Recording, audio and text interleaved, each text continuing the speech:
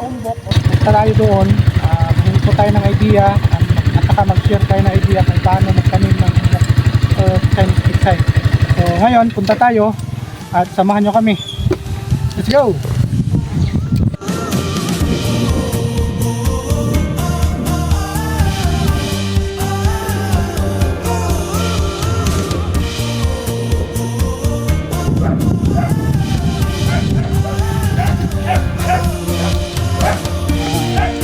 So ginamitan po ito ng seedling tray, which is ito yung 200 holes na seedling tray. Tapos yung nakita nyo to, itong mga soil media ginagamit is ano po ito, hagimik. So isang uri ng kahoy, yung mga bunga niya nalaglag, yung laglag na mga ano na nalanta. So yun ang ginagamit for seedling media. So dito ngayon around 20,000 seedlings ready to plant na.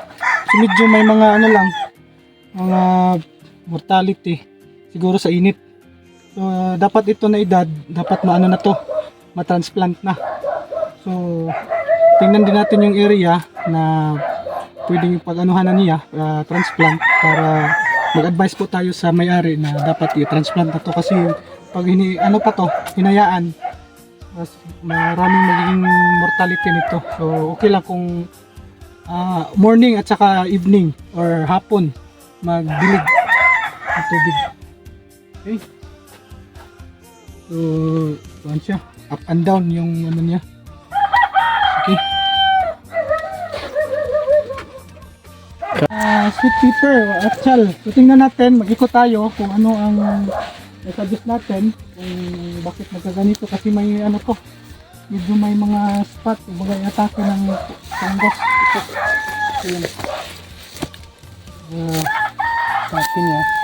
So meron din ito sa ano siguro sa bunga.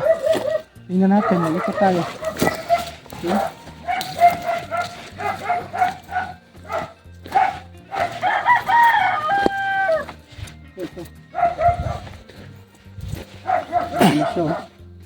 Okay.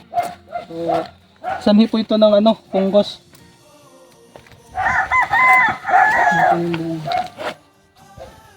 Okay. So, dito medyo ano lang,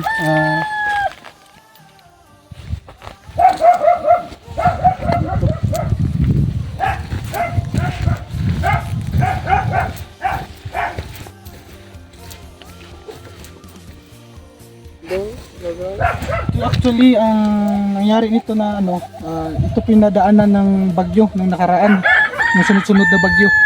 Ito po yung mga kumbaga, ito po yung mga survivor ng mga pananim na achal. So tingnan natin, may mga ano siya, may mga atake sa fungus like this. Okay, may ano na siya, atake ng fungus. So kailangan po natin kailangan po natin to mag-suggest ng mga pwedeng i-apply na mga crop protection o mga pesticide para maprotektahan po itong mga bunga. Malapit na itong harvesting. Ito din kita natin may ano lang. Ito din, may atake Yan.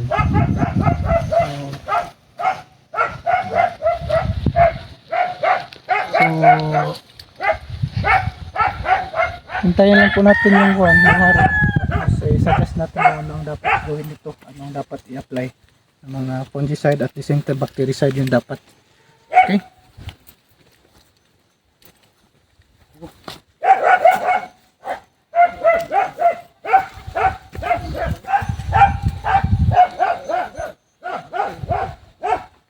Andito po tayo sa area which is ito po yung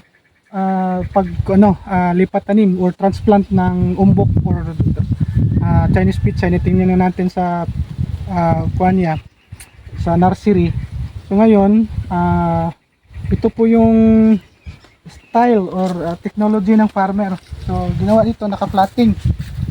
So naka-flat yan. So kumbaga may mga holes o mga buho tawag nila.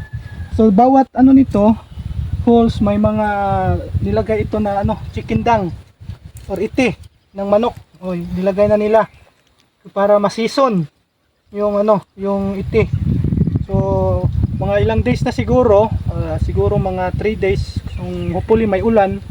Ang gawin nila niyan is mag-transplant sila dito during ano na kumbaga basa yung lupa.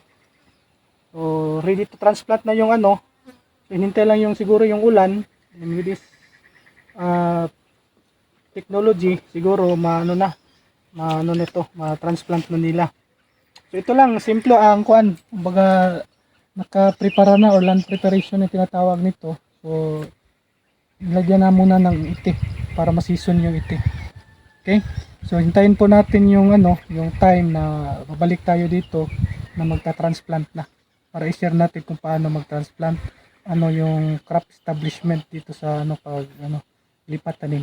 Okay?